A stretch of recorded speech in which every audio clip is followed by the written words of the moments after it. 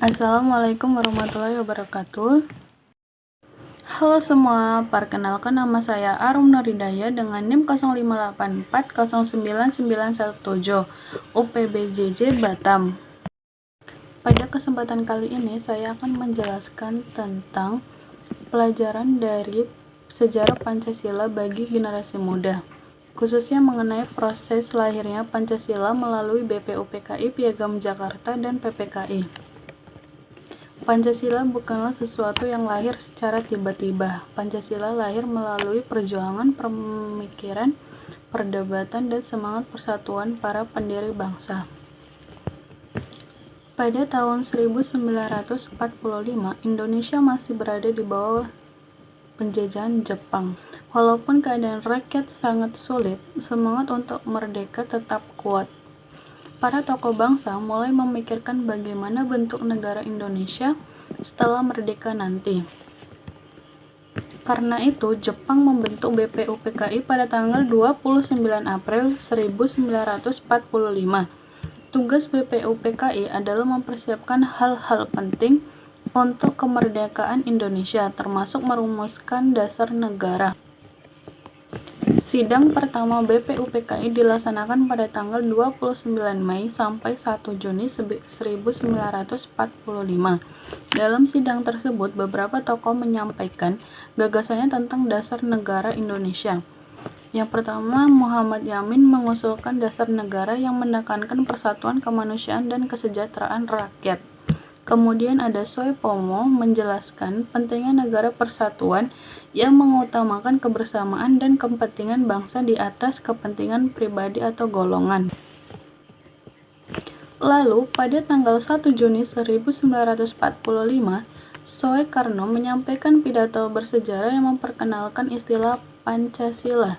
5 dasar yang disampaikan Soekarno adalah: yang pertama, kebangsaan Indonesia; yang kedua, internasionalisme atau perikemanusiaan; yang ketiga, ada mufakat atau demokrasi; yang keempat, ada kesejahteraan sosial; yang kelima, ada ketuhanan yang berkebudayaan. Kemudian, tanggal 1 Juni diperingati sebagai Hari Lahir Pancasila. Namun setelah sidang BPUPKI selesai, para tokoh bangsa merasa rumusan dasar negara masih perlu disempurnakan. Karena itu, dibentuklah Panitia 9 yang beranggota tokoh-tokoh penting di Indonesia. Pada tanggal 22 Juni 1945, Panitia 9 berhasil menyusun Piagam Jakarta. Piagam Jakarta menjadi cikal bakal rumusan Pancasila. Dalam Piagam Jakarta, sila pertama awalnya berbunyi, ketuhanan dengan kewajiban menjalankan syariat Islam bagi pemeluk-pemeluknya. Tetapi setelah Indonesia merdeka pada tanggal 17 Agustus 1945, beberapa tokoh dari Indonesia bagian timur menyampaikan keberatan terhadap kalimat tersebut. Mereka khawatir bangsa Indonesia akan sulit bersatu karena masyarakat Indonesia memiliki banyak agama dan kepercayaan. Melihat keadaan itu, Muhammad Hatta berdiskusi dengan para tokoh Islam dengan semangat persatuan dan toleransi. Akhirnya disepakati perubahan sila pertama menjadi ketuhanan yang Maha Esa. Perubahan itu menunjukkan sikap bijaksana dan jiwa besar para pendiri bangsa yang lebih mengutamakan persatuan Indonesia daripada kepentingan golongan.